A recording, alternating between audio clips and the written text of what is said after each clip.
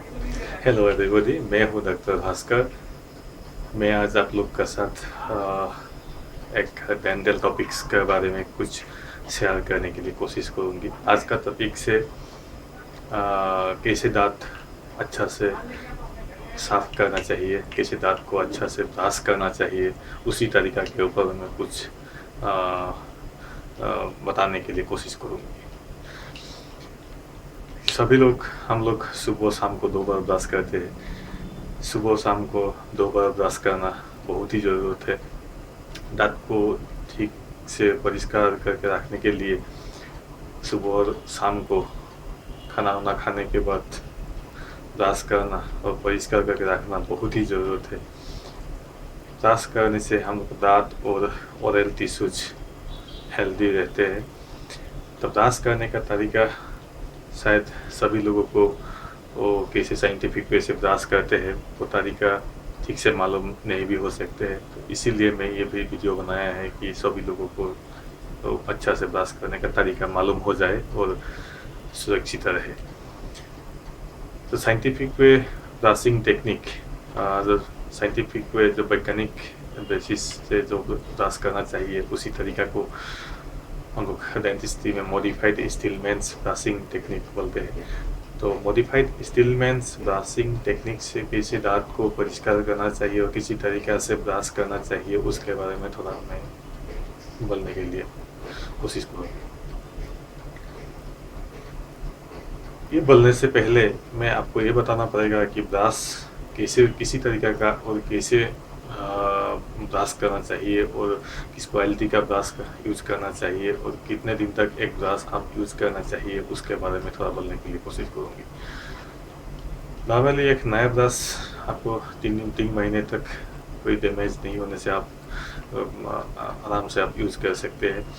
लेकिन उसका ब्रिस्टल थोड़ा बेंड हो गया तो आप वो ब्रश 3 महीने नहीं, आप 1 महीने या 2 महीने में भी आपको बदलना पड़ेगा, क्योंकि जो ब्रिस्टल है, जो ब्रश का जो ब्रिस्टल होता है, ये बेंड होने से आपको गाम इंजरी होने का चांस ज़्यादा होता है। और ऐसे गाम इंजरी होने से मुंह में अल्सर, जैसे आपको एफ्थर्स अल्सर, ये ऐसे तरीके का अल्सर होने का चांसेस ज़्यादा होता है।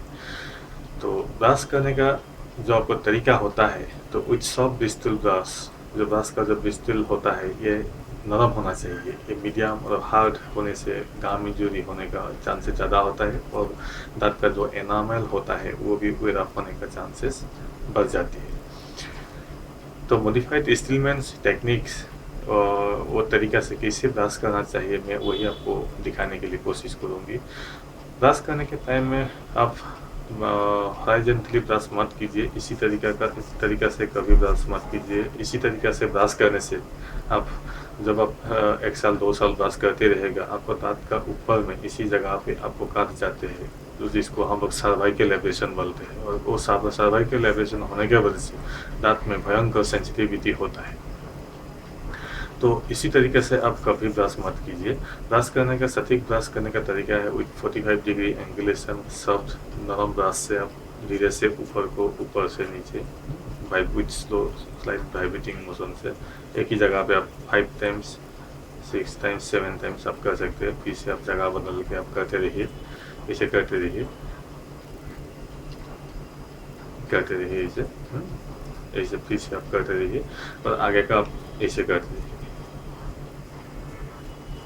अंदर में भी ठीक आपको वही तरीका से आपको करना पड़ेगा। और इसी तरीका को आप ऐसे भी कर सकते हैं, इसी जगह को आप ऐसे भी कर सकते हैं और बाइटिंग से आप इसको अच्छा सा ब्रश करते हैं। और नीचे का भी आप जब ब्रश करते समय आप ऐसे ब्रश करना पड़ेगा, इसी तरीके से अच्छा से ब्रश करना चाहिए। और ब्रश करने के बाद आप अच्छा से क्लीन वाटर से अच्छा से मुंह को रिंस करना चाहिए। चाहे जो फूड पार्टिकल, जो डेब्रिज जो आपको दांत का गैप में फंसा हुआ था वो निकल गया, और निकल जाने के बाद उसको अच्छा से रिंस करना चाहिए, चाहे वो बाहर चला जाए। और एवरी आफ्टर 2 डेज और 3 डेज आप संभव होने से क्लोरहेक्सिडिन कंटेनिंग माउथ वॉश करना बहुत ही ज़रूरत है।